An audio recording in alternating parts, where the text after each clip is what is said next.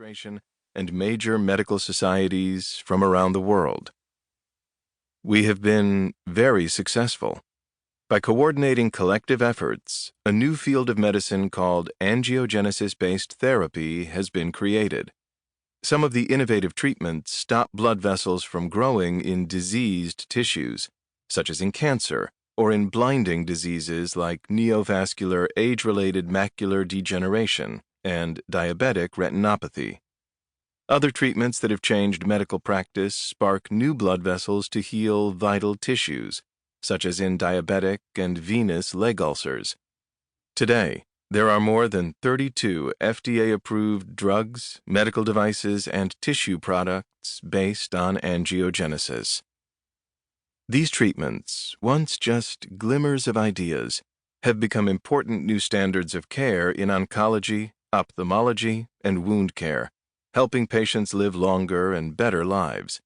We've even worked with veterinarians and developed new treatments that have helped save the lives of pet dogs, dolphins, reef fish, raptors, a rhinoceros, and even a polar bear. I'm proud to have been part of these advances, and given the more than 1,500 ongoing clinical trials in angiogenesis, there are certainly more to come.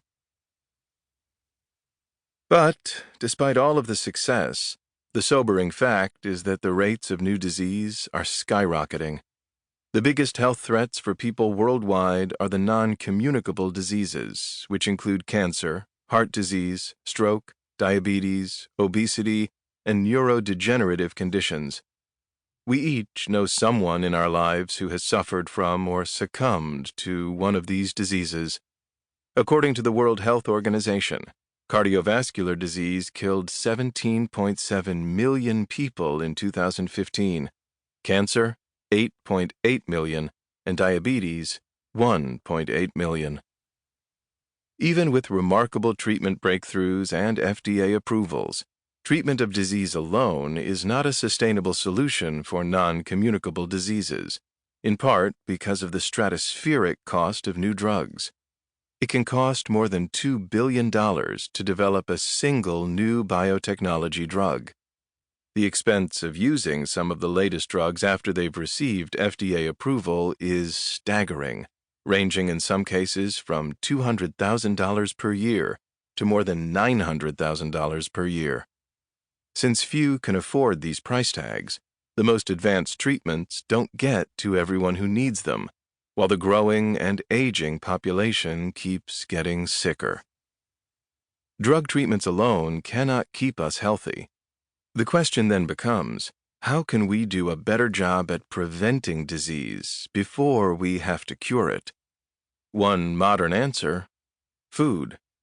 Every doctor knows that poor diet is linked to preventable disease, and food is becoming a topic of ever greater importance in the medical community. Some avant-garde medical schools have even added culinary classes to their curriculum. Food is easily accessible, and dietary interventions do not rely on expensive pharmaceutical treatments. Not many doctors know how to discuss a healthy diet with their patients. This is through no fault of the individual doctors, but rather a side effect of how little nutrition education they receive. According to David Eisenberg, a professor at the Harvard T.H. Chan School of Public Health, only 1 in 5 medical schools in the United States requires medical students to take a nutrition course. On average, medical schools offer a mere 19 hours of coursework in nutrition, and there are few postgraduate continuing education classes on nutrition for doctors already in practice. Compounding this problem is that the different branches of science that study food and health have traditionally worked independently as separate fields. Food technologists study chemical and physical properties of edible substances. Life science researchers study living organisms, including humans. Epidemiologists study real-world populations. Each field contributes important perspectives and ideas, but they rarely converge to answer practical questions about which foods and beverages might be responsible for a health benefit in the human body, in what amounts, and what is within a specific food that causes the effect.